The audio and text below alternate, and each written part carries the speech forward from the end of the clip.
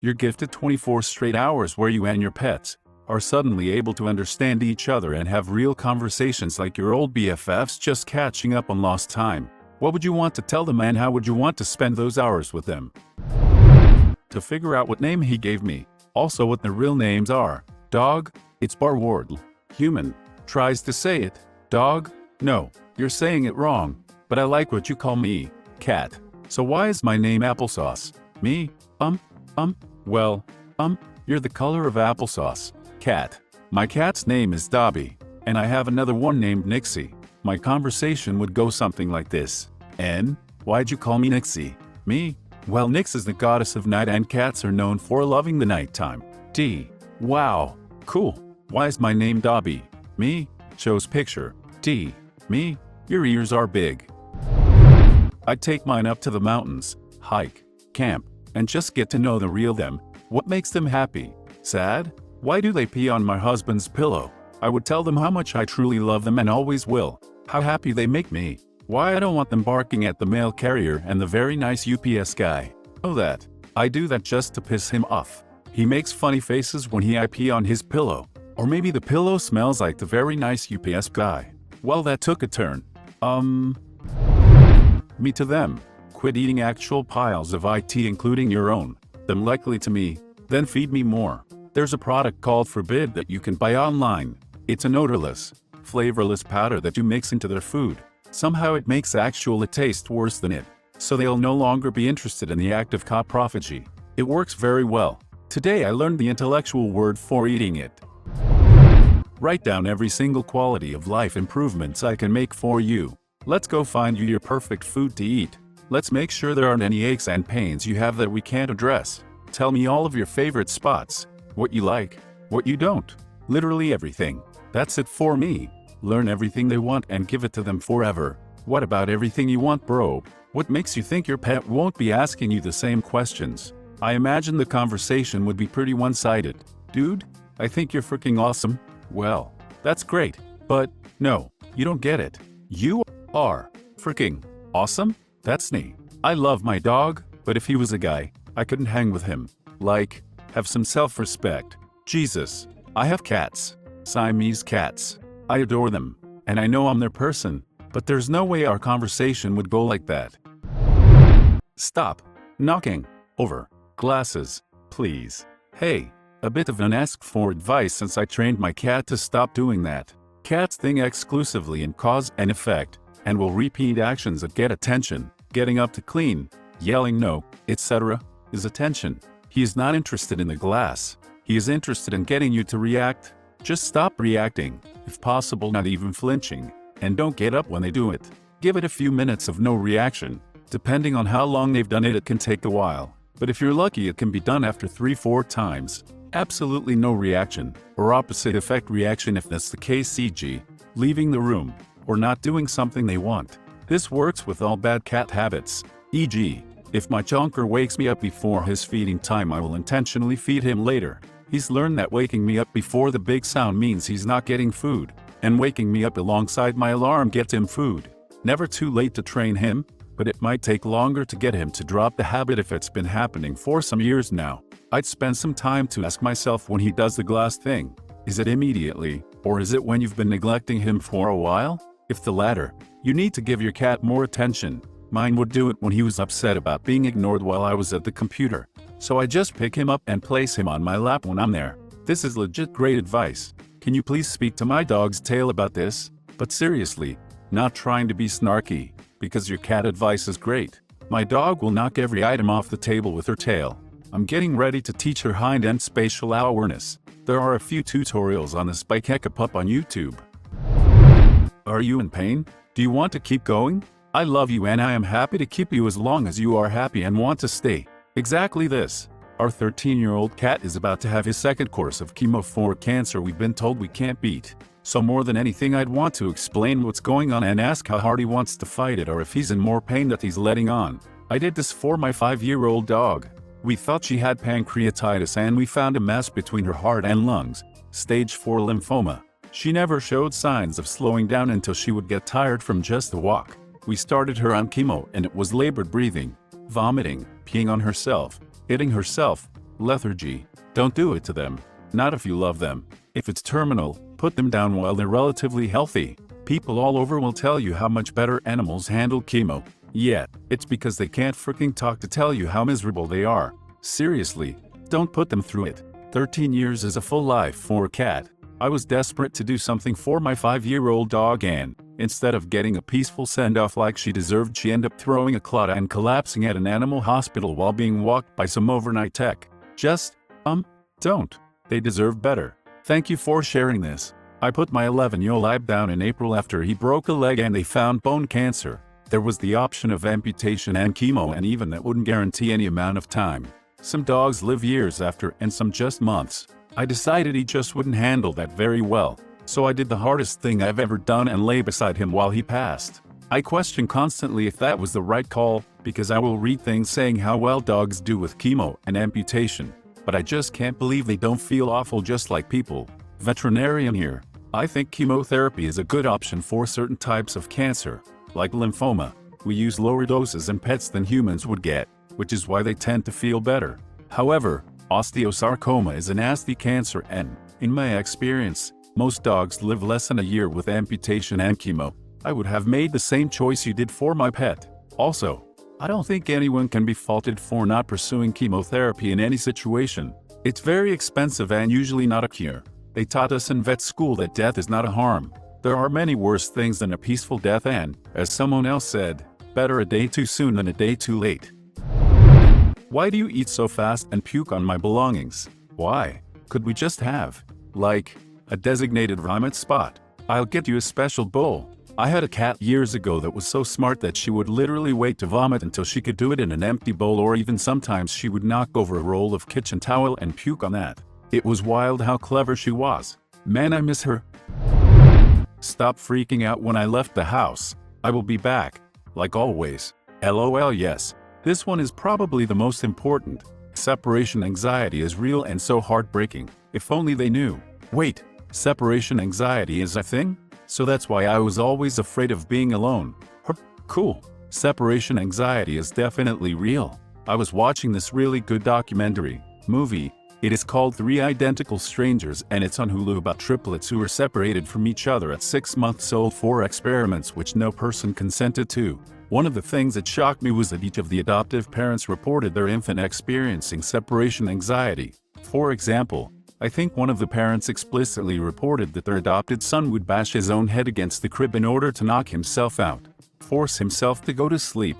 Then when the siblings were all adults and were reunited, the parents understood that it was likely separation anxiety that the infants were experiencing. My point being, I knew separation anxiety was very real in childhood, but I had no idea that babies as young as 6 months old could show symptoms of it, experience it. I need to tell them I'm sorry when I step on the man, that I don't mean it and I'm sorry.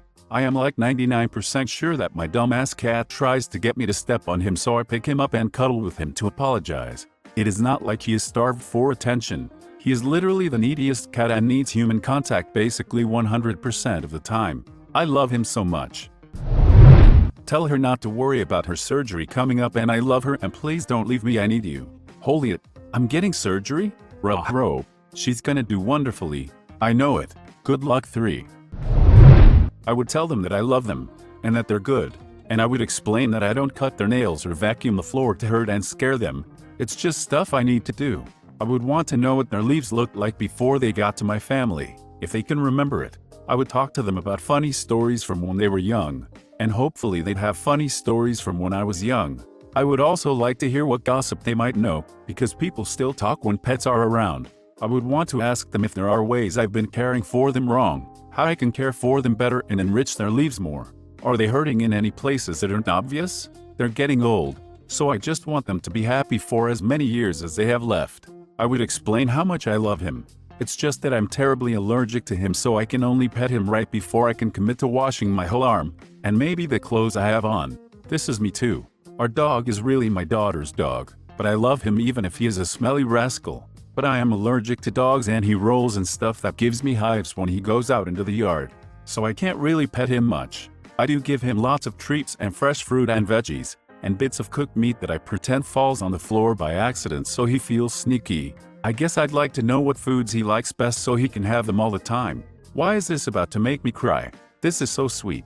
I wish I could talk to my pups. She's 5 years old now, which is crazy. I love her. They're getting old, so I just want them to be happy for as many years as they have left. My your soup on the world or few. I'm glad he spent them all with you. I had to put my cat down last Saturday.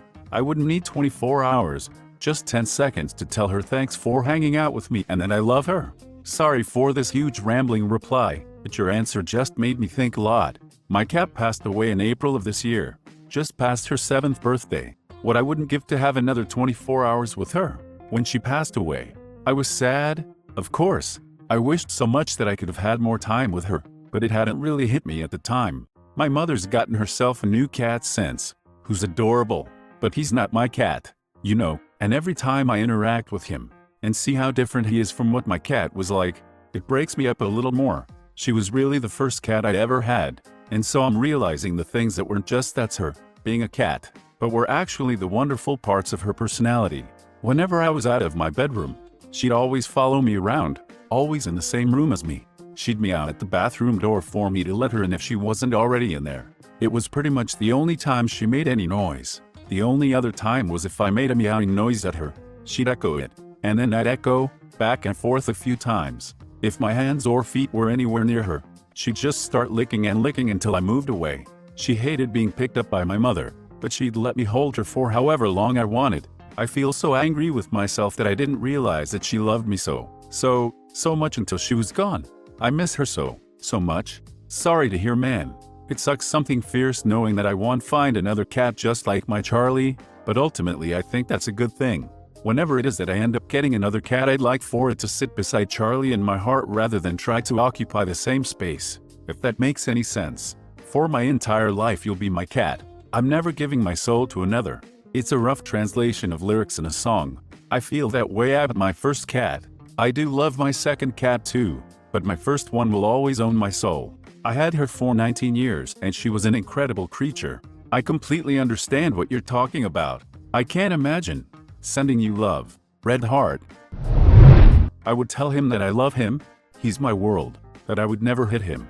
Still flinches if I move too fast. To stop biting his brother and to be nice to other doggies. They are not a threat, because you are my baby.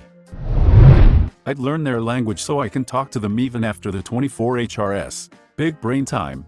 Then train them to become my spies. What information do you have for me today? I farted in the kitchen. Good job. My name is Dogan when you're out. I do not freety, do not doubt. I do not fear when we're apart. I what downstairs? I do to fart. I can just imagine a dog singing this, whilst wagging its tail furiously. Honestly, it would be so fun though. Just this post makes me want to talk to my dog. LOL, wouldn't it? I was thinking about it, because I used to want to be Dr. Dolittle growing up. Who am I kidding? I still want to be Dr. Dolittle, but today was the first day in over 3 months that I had to go back to the office, and these few months my cat niece has spent every day with me while I work from home. So today was weird, and I got home, and asked her how her day was, and if she thought I betrayed her. She just looked at me with disgust, and then 30 minutes had gone by before I even said hello to other members of my family. And it would seem so crazy if only we could just talk to each other so we aren't left playing the guessing game. But I am 95% sure they actually fully understand us and choose not to engage, because then we'd never shut up. Honestly, sometimes I swear they know exactly how we feel. Even though science says otherwise. They do. Science doesn't necessarily say otherwise. Dogs for sure can detect changes in our mood.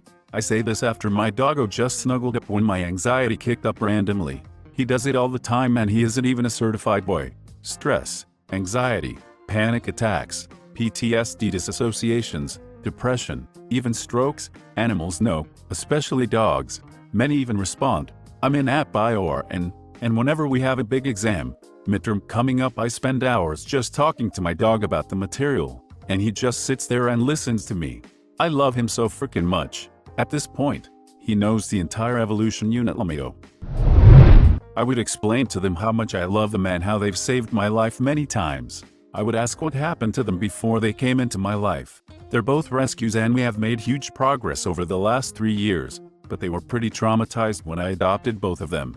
We would spend the day talking about our favorite things, I would ask for the names and addresses of the owners that abused them both, and I would go John Wick on those motherfuckers. Oh my god, imagine if they could tell us they're abusers.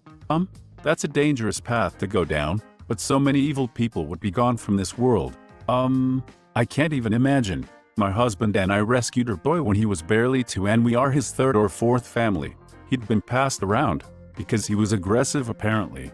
We've had him for 5 years and can't imagine how anyone could ever think this massive goofball, scared of his shadow, cuddly gentle giant could ever be aggressive. Makes me wonder if he was being mistreated. He has a lot of separation anxiety, even now, because he was left and abandoned so many times before he was ours. I get really sad thinking about it. He's my world. Thanks for watching. If you enjoyed the video, please smash the like button and leave a comment which story you liked the most. Subscribe and hit the bell notification for updates on our latest videos. And don't forget to check the links in the description box for more awesome content.